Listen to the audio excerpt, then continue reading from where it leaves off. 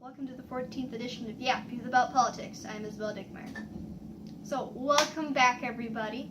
I do understand I have been gone. I just recently did a very long bike race that took up my entire weekend, which I would have been using for filming Yap. So that is why I have been gone for a while. And I also thought I should tell you I just recently turned 14, so that was a really big milestone in my life.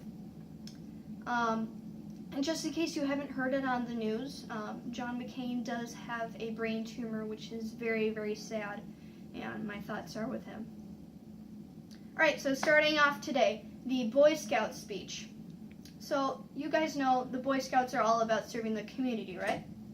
So, last Monday, Donald Trump gave a speech to the Boy Scouts of America Jamboree. So the Jamboree is held about every 4 years, and thousands of members of the Boy Scouts of America come to attend the rally. It does take place over the course of 10 days, and it is not an endorsement of any political party. So Donald Trump was invited to speak at the rally, and past speeches have been encouraging and uplifting. Not this time. So instead, Donald Trump turned it into a political rally and bragged about the election.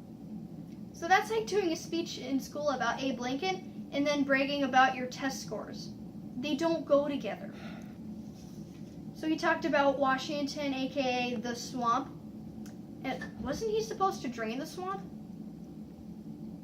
He also talked about how we'll be selling our own energy instead of buying it from other countries like coal and oil, which again puts more carbon dioxide into the air. And he also talked about the fake news. I mean, we've all heard about the fake news, right? He also said the fake media will say President Trump spoke, you know what is, President Trump spoke before a small crowd of Boy Scouts today.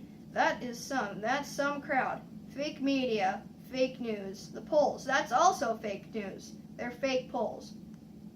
He even threatened to fire his own health secretary, Tom Price. So, in case you didn't know yet, our president is a bully, and I'm quoting him here. Secretary Tom Price is also here today, and hopefully he's going to get the votes tomorrow to start our path towards killing this horrible thing known as Obamacare that's really hurting us. By the way, are you going to get the votes? He better get them. He better get them. Oh, he better. Otherwise I'll say, Tom, you're fired. I'll get somebody. After 7 years of saying repeal and replace Obamacare, we have a chance now to do it. They better do it.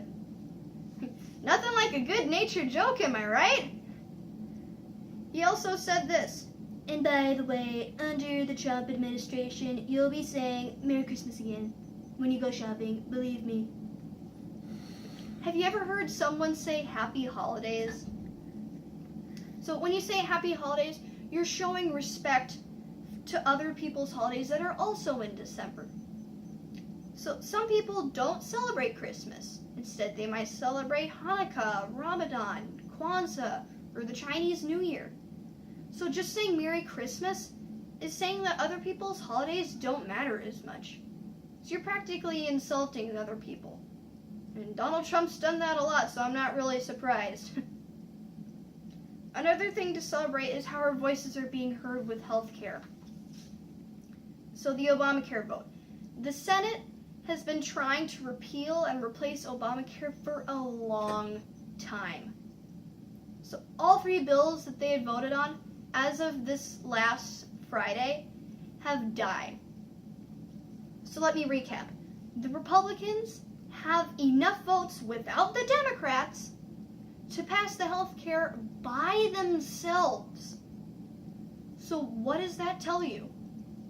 Well, there's enough Republican senators that think that the bills they've come up with are a bad idea. So on another note, Trump's meeting with Putin. During the G20 summit, Donald Trump met with Putin in an hour-long private meeting in addition to his earlier meeting with the Russian president. So the only other person in the room was a Kremlin-provided interpreter. So I bet you're saying, why is that a bad thing? Well, without an interpreter for Donald Trump, Putin could easily say something in Russian and Donald Trump would have no idea what he just said.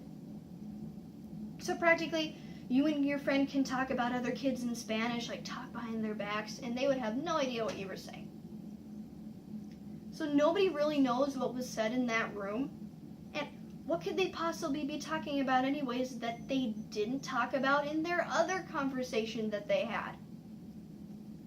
And what could they possibly be talking about? I mean, lifting sanctions, 2018 election, hacking, collusion, who knows? So before I go, I want to say if we pay attention, take action, and ask questions, we will get the world we want. Thanks everybody, see you next week.